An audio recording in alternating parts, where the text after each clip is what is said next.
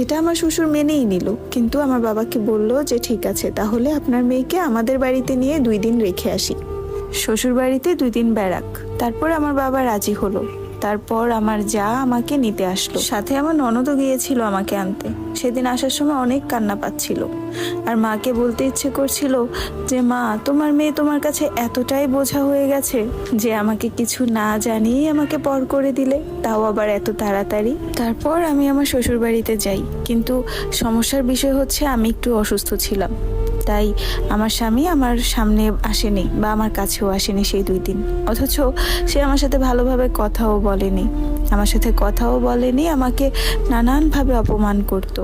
আমি বুঝতে পারিনি সে আমার সাথে কেন এরকম ব্যবহার করছে। আমি এমন, আমি তেমন, আমি দেখতে সুন্দর না, আরো অনেক কিছুই বলতো। আমার তখন নতুন অবস্থায় অনেক খারাপ লাগতো, অনেক কান্নাও পেতো যে নতুন একটা জীবনে পা রেখেছি, অথচ কত রকমের কত অপমান হতে হচ্ছে, আর যার হাত ধরে এ বাড়িতে এসেছি সেই অপমানকারী। যাই হোক, তারপরে 2 দিন থাকলাম শ্বশুর বাড়িতে। তারপর আমার বাবা এসে আমাকে নিয়ে যায় আমাদের বাড়িতে। আমি আমার বাবার বাড়িতে যাওয়ার 1 সপ্তাহ পরে আমাকে তুলে নিয়ে আসলো আমার শ্বশুর বাড়িতে।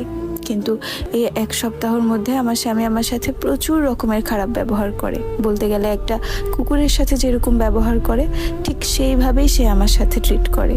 তারপরেও আমি তাকে কিছু বলিনি, শুধু কান্না করতাম। আমার বিয়ের সময় যখন অনুষ্ঠান হয়, তখন আমাদের বাড়ির সবাই সাউন্ড বক্স আনছিল, গান বাজনা করবে, কারণ সবার মনে খুশি ছিল তাদের মেয়েকে বিয়ে দিচ্ছে। কিন্তু ওই সময়টাতেও আমার স্বামী আমার সাথে অনেক বাজে ব্যবহার করে, এত বাজে ব্যবহার করে। সে ওই সময় আমাকে বলে যে এখনো সময় আছে, তুই সম্পর্কটা শেষ করে দে।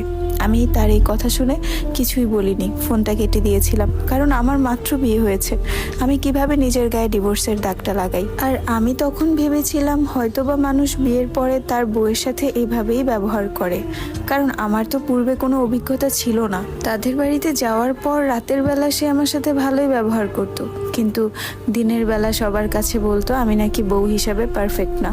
অথচ রাতের বেলা সে তার সবকিছুই মনে হতো যে আমি তার কাছে পারফেক্ট। আমি তখনও এগুলো বুঝতাম না যে এগুলো কি বলে, আমাকে কি নিয়ে কথা বলে, আর আমি পারফেক্ট নাই বা কেন। আমার সাথে এমন করার কারণ আমি আস্তে ধীরে বুঝতে পারলাম। তখন ছিল রোজার মাস। আমাকে তেমন একটা গুরুত্ব দিত না, কিন্তু আমার স্বামী তার ভাবিদেরকে অতিরিক্ত পরিমাণের গুরুত্ব দিত। তাদের সাথে শুয়ে থাকতো, হাতাহাতি করতো, যেগুলো কিনা নর্মাল দেবর ভাবির মধ্যে হয় না। আর তার এই সম্পর্কটা ছিল তার বড় ভাবির সাথে। আমরা সবাই রোজা ছিলাম। রোজা খোলার পর সে আমার কাছে না এসে সে চলে যেত তার বড় ভাবির কাছে, তার বুকের উপর মাথা রেখে শুয়ে থাকতো আমাদের সবার সামনে, কেউ কিছু বলতো না। রাতের বেলা আমি একা একা রুমে শুয়ে থাকতাম, কিন্তু আমার স্বামী চলে যেত তার ভাবির কাছে। আর এই সমস্ত জিনিসের সাথে আমি অভ্যস্ত ছিলাম না, আমার কাছে অনেক খারাপ লাগতো। কিন্তু আমি তো নতুন বউ, আমি কাউকে কিছু বলতেও পারতাম না। গা ঘিন ঘিন করতো, একদম আমার খাওয়ার রুচি উঠে যেত, আমি একদম খাওয়া দাওয়া